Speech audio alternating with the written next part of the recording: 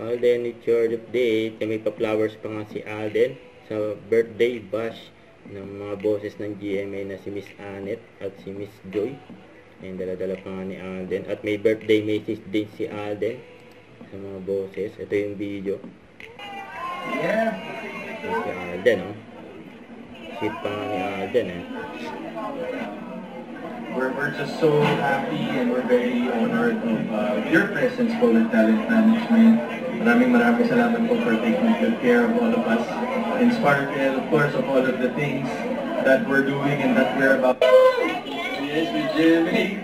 And I couldn't be prouder po to be part of the family. Maraming salamat po for giving me, like what I've said, siguro nasabi ko na to last year, nung doon po tayo sa may Pasig dun eh, tama? Daluyong, yes. But thank you po for letting me. Yun, oh. Tsaka abangan si Alden bukas na. Sparkle 30. And 5 PM yan sa MOA Amphitheater at MOA Sky. Ayun pa nga yung billboard. So, and EDSA Guadalupe. Yun, no? Abangan si Alden dyan. Tsaka ito pa yung mga video ni Alden yung mga nakaraang araw. Ayun, nakabait si Alden.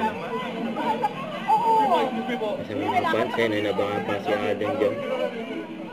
For Disco Crackers. Yun, no? Ang gwapo ni Alden, oh. Nag-usap kasi kami ngayon sa parking. Don't forget to subscribe, click the notification bell for more updates. This is Victor the Action Vlog. Stay tuned for more videos. See ya.